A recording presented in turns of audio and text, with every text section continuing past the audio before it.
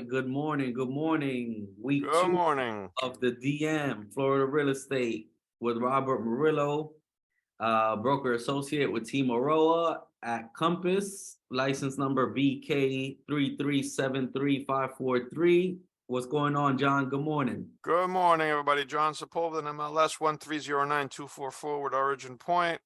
Good to be here. Week 2 of the DM. Amen. Amen. Good morning. Good morning, Mr. Mortgage Guy. What's going on? Quiet day today. Obviously, over the weekend, not much happened. There was some talk on Friday of Deutsche Bank, in Europe, and the market was, shares, issues there in Europe. I thought maybe we might get a repeat of the Silicon Valley over the weekend, and did not. So that kind of, that's a good thing. Other than that, we're just kind of waiting for the reports of this week, but nothing too crazy. The bond market, on Thursday and Friday, and as expected, went with the Fed hikes. So people are, oh my God, he's the rates, and went in the market, came out of the market. Stock did a little bit better on Friday, but the bonds went down for sure. So hopefully that momentum continues onto this week, and we get some news that as reports come out that show that inflation is being tamed a little bit. And hopefully what that allows is for the Fed in the next meeting to not raise interest rates anymore, right? That's kind of what the market is. He alluded to in his speech this week at the press conference that there was one more rate hike coming, because he issued what the ending rate is that he's looking at, and it's unchanged. That's what he's been saying all along. So that means one more 25 basis point rate hike at his next meeting. So that's kind of what the market is until the next meeting, which is in May. That's when the market is all the entire speculation. It's going to be, does he stop? Does he do the 25 basis points, or does he stop, or does he start cutting? Right. That's what the market's going to be betting on. And that May 10th date is kind of involved, because that's when the report, the PCI report, PCE, I'm not sure at this point which one of the two is, but the report comes out on May 10th, when the data from year over year, as I explained last week, it's going to give more room and show the lagging cost is going to show, and it's going to give more room to go on the downside on the 10-year bonds, which is what's closely tied to mortgages. So with everything that happened last week, and I have a question. I have this question because I got conditional loan approval for my personal loan, and originally we were supposed to lock in at 6.75, but when I went to sign the documents to lock in the rate, we actually locked in at 6.5. So because the rates went down the last couple of days, and you caught the break, and you caught it, because they actually repriced on Friday at the end of the day. There was a reprice in the market. They crept up a little bit because the 10-year bond kind of, so. And that's when it happened, was Friday late afternoon. So that was the impact of last week's activity, huh? Correct. Okay. All right. So I mean, now it's kind of like you almost predicted exactly what was going to happen last week,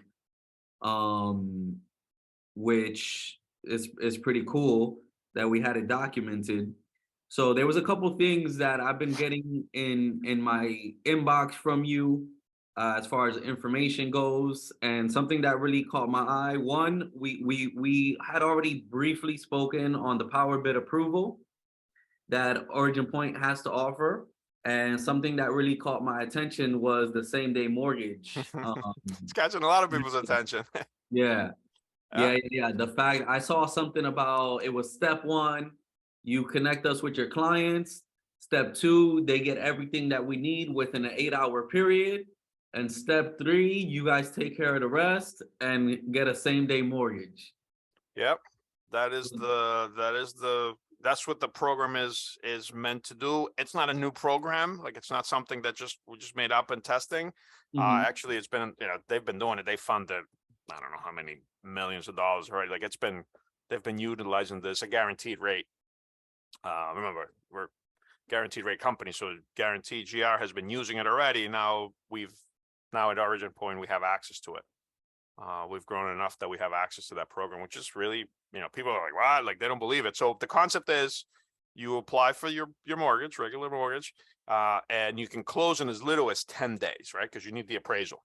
You can't close in a day, obviously, because you need the 3-day, period for the CD. So it's not, it's not closing in one day.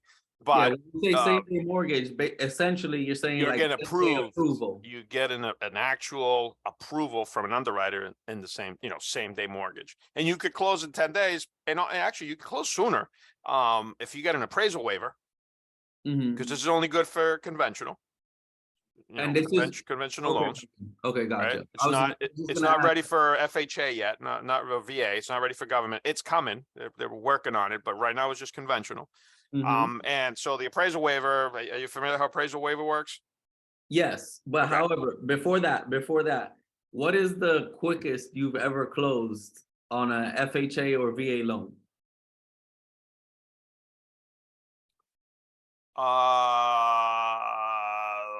20 something days. Okay, so about 3 weeks. In the peak of the pandemic and the craziness of it, had a couple of, house was finished, people were going out. I mean, I don't remember, but it's happened a lot. It's happened one time. So, Okay. but 20 something days, I haven't really kept track, because the challenge is the appraisal. Yeah, And it's really what the challenge is. It's I mean, the underwriting is the underwriting, right? But if you submit all your documents, you get them up front. For example, like there's within the same day mortgage program, there's an incentive, right? If people provide the documents within 8 hours of application, they get a $250 lender credit towards closing costs. I mean, it's a small credit, but it's $250 dollars of free money just for submitting the documents, because that's the key, right? If you submit the documents of having the information up front. In my case, I collect everything up front anyway, so people would have right away the income docs and asset docs, right? And their credit, obviously, they've applied. So the key is that that's submitted up front within those 8 hours, and then the file will be submitted to underwriting, will be fully underwritten, and a conditional loan approval will be issued, because it'll be subject to the property. If there's an appraisal waiver, they get the full approval, because obviously there's no need for an appraisal. And that depends on the property and the whole scenario of the loan. That's how the appraisal waivers are done. Like, it's determined by the machine learning. The system determines what properties are eligible for appraisal waiver. So the appraisal waiver doesn't mean that does it mean that the appraisal doesn't have to happen at all, or it just happens? No, it doesn't have. It's like a desk appraisal, like it's online, like it's an online tool that they have. Like an automated. No, they get the information from the property, but there's no actual appraiser that has to go out to the property, which is the time, right? That's what kind of, obviously when the market's busier, that's another issue. During the height of the pandemic, there was issues with appraisals, because there was so much volume, there was not enough appraisers to, so they were like sometimes it was, 3-4 weeks wait time to do an appraisal. I know. Because there was so much volume. Yeah, I know. And then we have no control over it. We can't really, it's just we're in line, like, so it's that caused the problem. So that's why sort of the same day mortgage it's a 10-day, but it all depends on the appraisal. But what does that mean to a borrower, right? Conventional only, right? Correct. And essentially the appraisal waiver is like the algorithm telling the bank, like, hey, the property values around this area support this purchase. Exactly. We're good to go. Correct. That's a little bit, but that's basically what it is. Yeah. So, and that doesn't happen in all the properties, obviously, right? The majority of the property, there is an appraisal that needs to be done. But if you're surrounded by a bunch of unique properties, it might be a little harder, a little bit more challenging to get the appraisal waiver, right? It's more, honestly, the appraisal, like, to get an appraisal waiver is, higher down payment amount. And then obviously where the property is located. I think that's, I don't know I haven't seen the algorithm, so I don't know all the, data points that are required, but the way I see appraisal and my experience in getting appraisal waivers is typically the larger down payments, at 20% down payment properties or loan applications that kind of qualify. That's kind of the first or one of the filters. I don't know if that's the first filter, but it's one of the data points and filters that they use. It's the down payment amount. But Okay. nonetheless, the whole point of the same day mortgage is if you get that approval, in a day, you're already approved for a loan. You have your conditional approval, which Yeah. is, number one, it takes a lot of the headache and worried about, out of people's minds, because people are always concerned about getting that approval. Especially on a situation where there's, other, like the domino effect, right? Other people are buying properties. So if one loan doesn't get approved and the other one doesn't get approved, then there's sort of a chain reaction of sorts. So if you go in and you put an offer and you already have an approval, I mean, Mhm. you're just ahead of, just like when you put a cash offer, right? Somebody puts a cash offer, they're kind of, ahead of you're right. That's a better position because of cash. The seller knows, okay, they got cash. I don't have to worry about financing. The Mhm. issue with cash offers is then you start getting people that put cash offers usually are offering less than full asking price, right? So they're using, Correct. so now if you have a buyer that doesn't have cash and you're going up against a cash offer, but you have an approval already, now you're in better, in a little bit better position than to compete with that cash offer, right? Mhm. Because now the Mhm. seller knows you're already approved. I just need the appraisal to go through and then we're closing. So Yeah. that's the whole concept of that. Technically, it doesn't matter how fast you can close because you still have the process to go through with title and having a that's at least gonna typically it's gonna take at least a week for title to be ready. So I mean, that's it why, can be done sooner. yeah, yeah. The quickest I've seen a deal close is 72 hours. 72 hours. And that was a cash deal, not a Oh, okay. finance Yeah, deal. yeah, I'm yeah, yeah. just Okay. talking, just generally speaking, as Yeah, far yeah, as yeah, title yeah. being ready, Correct. that's Yeah. the record that I've seen through someone else personally. It wasn't even my deal. Yeah. Just through knowing Yeah, the, yeah. They got the the title title and that yeah, who managed that transaction, got she it. was able to get it done within a 3-day period. Got it. Yeah. I mean, and that's why they say like it closes, as quick as 10 days because Exactly. you got the appraisal, you got the title. So 10 days is because you order the appraisal right away and you order the title right away, obviously. So, Mhm. when you get on day one, you order out of that. So that gives you that week of, of time to be able to close. Yeah. And then of course with financing on those deals, are you still having to get a survey for that same day mortgage situation? 100%. There's no, the process is the same. It's just they've done it in a way where, and the main thing, honestly, I mean, the biggest thing is the underwriting, just getting Mhm. it through the system, get the documents and submit to underwriting. Because what it is, it's really all technology. It's really what's driving that, right? It's the bar is uploading the documents and the technology is doing the grabbing the info, and doing the whole, that's what the whole key to this thing is, just the AI and the technology. So the same way appraisers were backed up, I know surveyors were backed up too at one point. So since there's a solution for appraisals, so to speak, with the appraisal waiver, is there a solution for like, all right, if you can't get the survey done on time, what happens then? Yeah, does it get Robert, I've never had an issue, a delay because of survey was not like, I haven't had that. And even at the height of when we were doing, 40 closings a month, there was, at the beginning of there was months where I was doing 40 closings a month and I never had an issue like a delay. We had to push back the closing because the survey wasn't in that. The appraisal, we had issues. Appraisals we did. I've never had an issue with the survey. Honestly, Okay, yeah. cool, So cool. what I mean, there's nothing in the talks. I haven't heard anything about surveys because I don't believe that's really like a major concern that would delay this. Yeah. Okay. All right. And then what is the difference? So I guess for the same day mortgage being conventional only for now, for the time being, the power bid approval is probably the next best thing for FHA and VA buyers. Correct. And power bid approval was something we already had, right? And then so the concept between the power bid approval is when somebody gets pre-approved, you submit it. We're able to submit it to underwriting. And in the pre-approval process, the file would get fully underwritten. And so they collect the docs, but there's not the same day. It's not the same day process. So it's not as fast as the same day mortgage, right? The power bid approval is just the thing we've had. And you're correct. For FHA and VA, that would be the way to go. We go that way and we get the approval and it's already approved. The Mhm. same day, it's a new that got released last week on Thursday. It's a brand new to origin point. Okay. So the concept of that, obviously, that kind of it duplicates some of the power bid because again, it's a new product, an upgrade product. But now it's what it does is just it's that closing quick, up to 10 days you can actually close a loan, and you really could. I mean, if you submit the docs up front, that's really what the path is, right?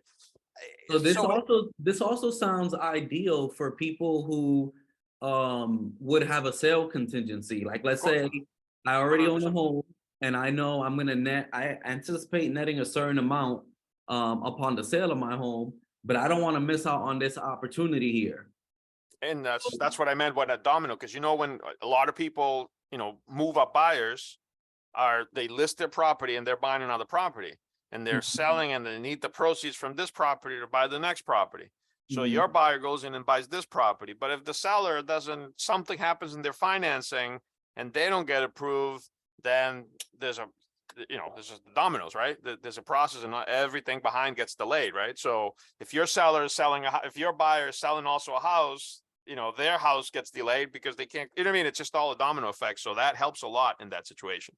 That's the whole, you take that sort of waiting and time and waiting for the decision out of the way, and you're getting it up front. Interesting. So both on the power bid and the same mortgage, the concept behind that is, really on the power bid, it's when you sign the contract, because you put your offer in, right?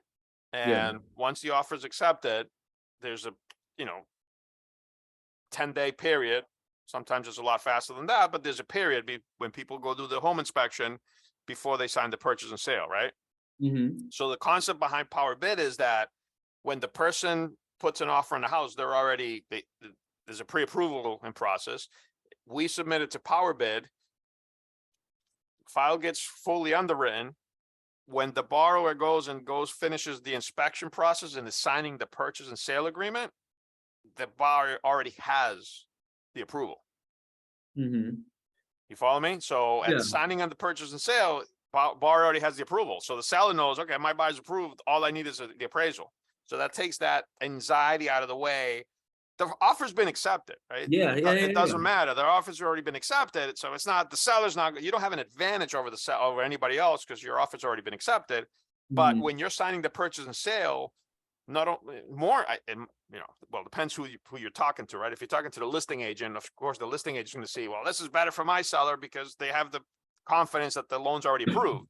Exactly. I would argue it's better for the buyer because the buyer is the one that's going through all the anxiety, especially the first time home buyer. Because they don't want to. They're experiencing FOMO. They don't want to miss out. And they're afraid, and they've never done it before, and what's all the stuff and all these moving pieces. And so when they sign the purchase and sale, if they know they're already approved, you know how much, that much pressure and that much stress, it just boom, it disappears because the loan's already approved. Now we just got to wait for the appraisal. So it just puts everybody in a much better situation. Absolutely, yeah. And I'm just thinking, as an agent, that's something that I get to share with my sellers going in. Like, hey, 100%. we can get you pre-approved with the same day mortgage with my lender. So like that, as we're preparing to list your property and we create your collection, if you see something, you have the ability to put in a confident offer, knowing that, hey, we can appeal to the sellers and buy that time so that we can have your property under contract and know with the same day mortgage, we can close fairly quickly. You're already approved. Yep.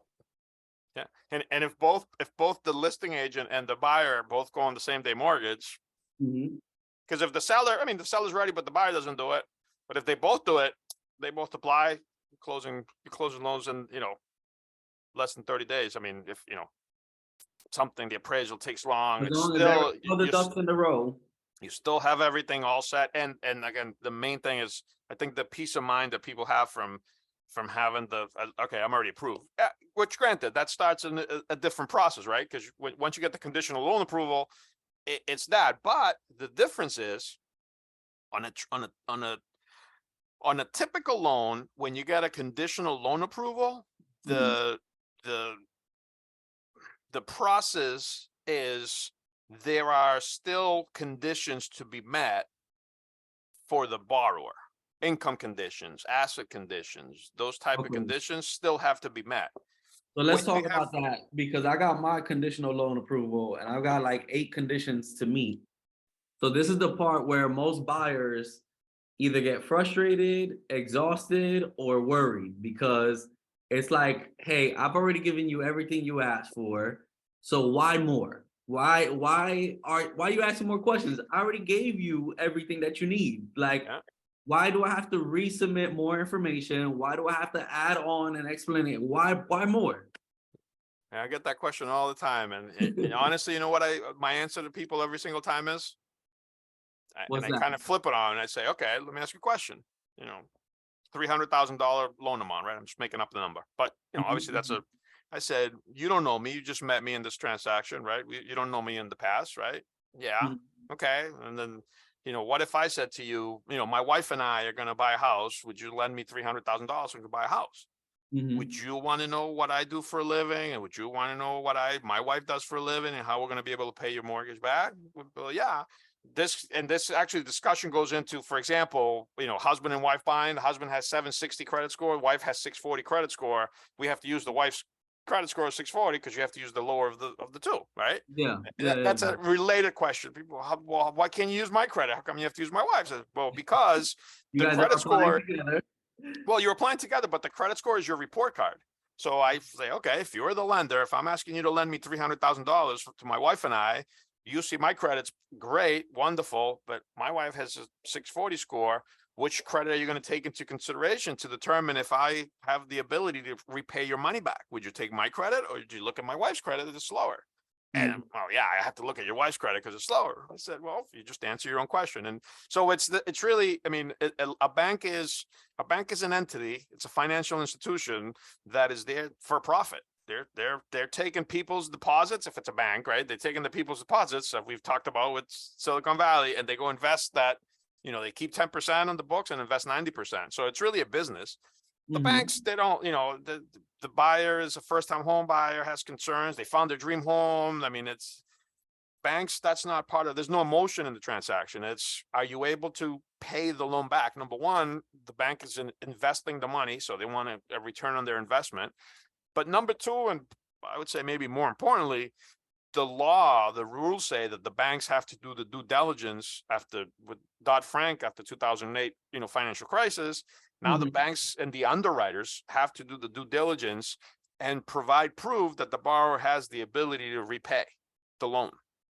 That's a Got it. big, thing now. So, because underwriters, they can, they come, if loan, it's defaults, they go back and now they're looking at the underwriter and say, okay, how come you approved this loan? Why Where's the did you ability to yeah, repay? why did this pass your toll? How did this? So there's a big, there's a lot of pressure in the industry to do things right? To so people are not put in situations where they cannot pay a mortgage back, and then they're faced with a foreclosure and everything that happens with it. So And that it's explains for most people waiting for the market to crash, that explains why there's a whole lot less foreclosures on the market than there was back then. 100%. There's no such thing. I mean, there are going to be foreclosures. People have situations, but it's a regular cycle of things, right? Tied to the economy. You lose your job, you can't pay your mortgage. That's just tied to the economy. In Mhm. 2008, there was another pressure added, which was people who were in a mortgage that they could not qualify. They did not have the income to pay, and they had a mortgage that adjusted because it was adjustable rate. Mhm. If those mortgages, the stated income mortgages, were 30-year fixed, we wouldn't have had the crisis that we Mm. had because nobody would have to refi. Nobody would have stopped paying and said, "Oh, I'm upside down. My rate went up. My payment went up $500." That wouldn't have happened. But because they were all adjustable rate mortgages, when they adjusted, payment went up. People couldn't afford it because they didn't have the money. They had no Mhm. ability to repay because they're paying something that they don't have. They don't make the income, and that's what triggered all the craziness in the market. So Yeah. this is just it's a feature that gives not only speed, but I personally see it as it's just a safety net, an additional safety net to provide people who are very anxious and nervous in a transaction, both the seller and the buyer, because the seller is selling to buy another house. They got tons of stress. I They're think worried it about this. also it eliminates it minimizes that emotional roller coaster too. The guessing and the waiting and the okay, we gotta wait on this and we gotta wait on that. And boy, because when And you know what? it's drawn out over a 30, 45, 60-day period, that anxiety lasts multiple nights. And I'm going to share a little secret with you, Yeah. little like insider secret. There's no such thing as a condition that just popped out of nowhere that the underwriter just asked for. Mm-hmm. And your closing has to be delayed because suddenly we need something that we didn't need before. That happens. That's industry wide. That happens all the time. Mm-hmm. Mm-hmm. That doesn't exist. There's no such thing for that. There's no such thing as, I mean, it does happen in, for example, a seller owns a property, I don't know, in Maine, and he didn't disclose that, right? Yeah. And then they do the search and he appears that he's got the property records in Maine, right? That's the last. Or a buyer didn't disclose that they were married. Right, something like that, right? So Yeah. that type of situation is something that could pop up last minute. Like, wait a minute, like before closing. Well, you're married. This thing, here's a, you know what I mean? Like that stuff is real. It's Mm-hmm. the income stuff that, we need the additional paychecks, or usually, unfortunately, it's the loan officer that makes up these rules and excuses. The truth is that the loan officer missed it at the beginning, and he or she should have caught that before and submitted that. Because what happens is the way the industry works is, right, especially now with the automation, people apply online, they upload the pay stubs, W-2s, bank statements, so on and so forth. But you're able to apply online and run DU. When you apply online, the system runs it automatically, right? With the information the borrower puts down, right? So the borrower says they make 50 grand a year. That's the credits pulled, and that's what's used, and it gives you a underwriting decision, automated underwriting decision. And then that document has to be validated, and the income has to be validated. So if the LO does that, but does not validate the income,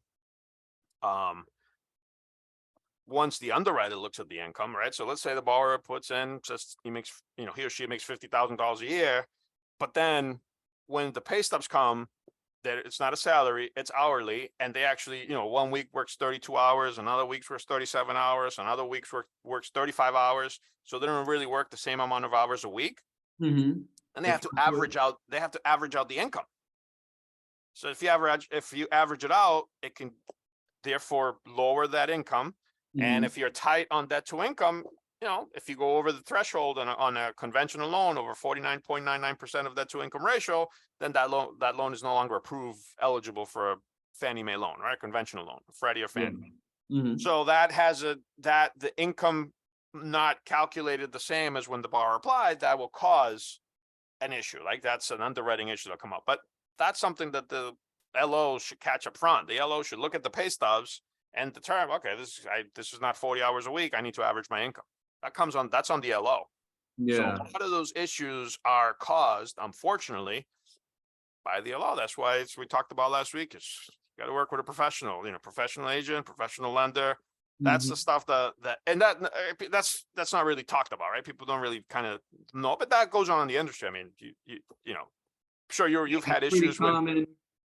I'm sure you had issues with, when buyer comes to the table with their own lender, and I'm sure, there's no way you've been selling real estate and haven't had a bad experience with you know what I mean? It's just. Oh yeah, I've had lenders go completely ghost. Yeah.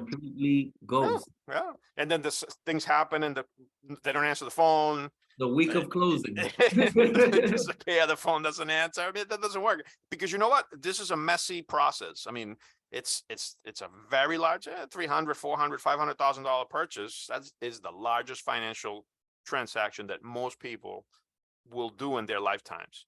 And there's obviously stress and mess, and then, things come up. And so the way you have to tackle that is you got to be proactive and figure out how to solve the problem, not hide and go ghost and not answer the phone, because the problem won't solve itself, Right, but that's where the knowledge comes in, right? When you have an issue, you got to figure out how to fix it. You got to, like a cat, you got to land on your feet. You know what I mean? You can't. We're solution specialists. You have to. You have to be. That's what the difference is. So that same day mortgage, I really like it. I think it's a really, really cool tool. And if utilized properly, and if agents kind of grasp this and start dealing with when they go list in their presentations and they present to their sellers a listing presentation, they incorporate into this. And by the way, I can get you, so your next house, we're going to get the same day mortgage. You're going to get approved the same day. You're going to know when your offer is accepted, you know, you're already approved for the next house. I mean, the peace of mind that comes with that is priceless. Because as you well know, I'm sure, when you have, you know, this well-qualified buyers, you know, 800 credit score, 20% down, no issues with the DTI, and people are still nervous. You know, it doesn't matter what level you're at as a buyer. It's just still a stress, and there's still stress, because if they don't do this for a living, they don't understand. You know, it's complicated. There's a lot of, you know, terms and a lot of things you got to know, and things you never heard. It interrupts your daily pattern, because you go from doing your day-to-day activities to now you have something else thrown in the mix that it's something you have to pay attention to until the process is over. And then on top of that, you got to think about moving your personal belongings. And kids and school. I mean, it's a stressful time. Stressful time. So people stress about it. And it's, you know, and sometimes it's, you know, I've had people that, you know, I mean, just, it was a no-brainer. I mean, I don't say when I see a loan, I don't jinx it and say, oh, it's going to be a slam dunk, because there's no such thing as a slam dunk in the lending industry.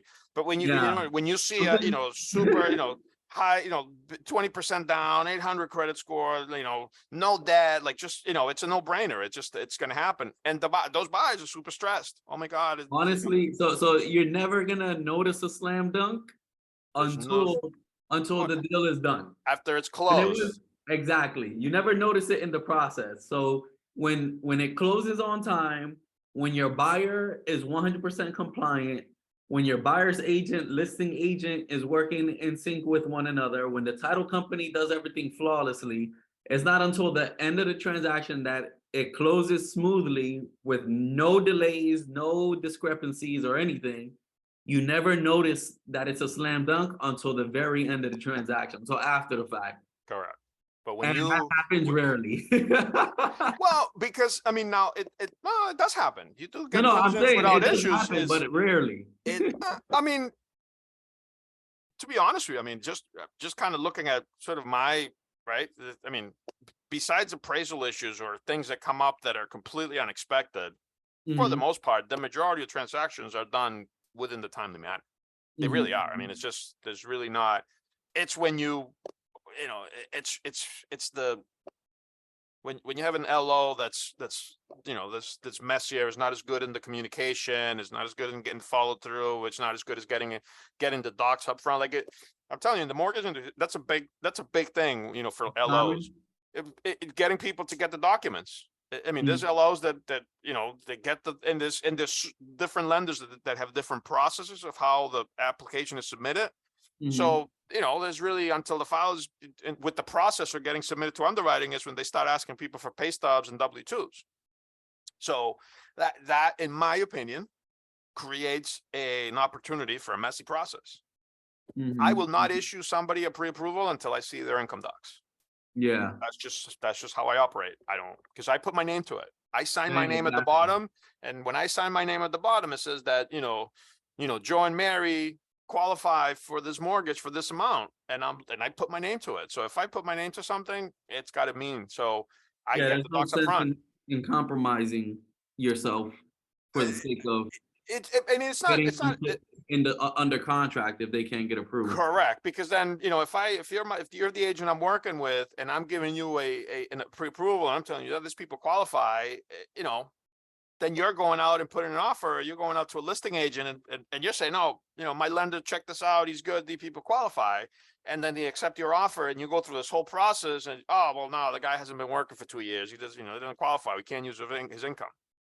Oh, that whole thing just came crumbling down, and you can't. Down. So that makes you look, you know what I mean? It's just so it's just being professional and being upfront. And so I don't, now I've gotten in my career, I've gotten pushbacks from agents who don't like that. Yeah.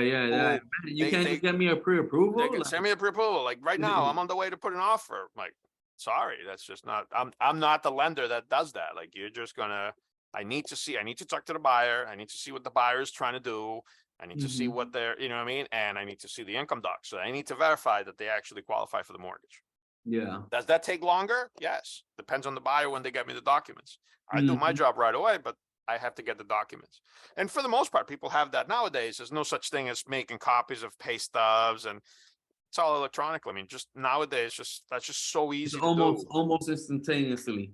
Yep. Not every not every employee, not every employer, it's 100% on, in that. And there are some exceptions where Mhm. you got to do the manual. There's still Yeah, if you're companies working for that a small do business or a the, startup. exactly. I mean, there's companies that don't have pay stubs. They have payroll register. I mean, you know what I mean? Like, there's still a Yeah. couple. I mean, those are the exceptions, and you got to work with those. But for the most part, people are able to do, electronic verification of everything, income and assets.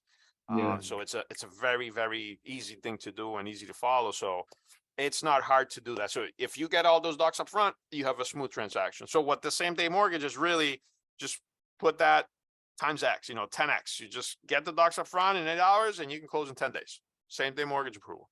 Yeah. So it's kind of like a third of the time. If a standard transaction is 30 days, now you have the ability to close in 10. That's great. I Correct. love that. Nope. All right. So I'm glad we're both part of these organizations that are, revolutionizing the industry. 100%. Listen, I'm not, technology is not my thing. It really Mhm. isn't. I'm old school, and I still do when I talk to a borrower. I don't know if you can see it, but you see, this is a notebook. This Nope. is Oh, I uh, see the notebook. it's Yeah. a, Yeah, it's a notebook, right? It's here on my desk. When I talk to a yeah. buyer, I write down in a notebook, and I do that Mhm. stuff in my mind and by hand. The Mhm. qualification, that's just, I'm just old school.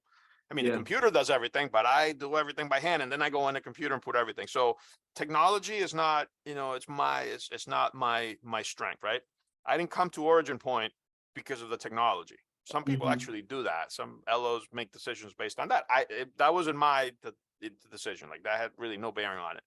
Mhm. When I switched over and I saw the actual technology, I was like, oh my God, this is incredible. I mean, it Blown away. really is. Yeah, it really, really, really is some cool technology.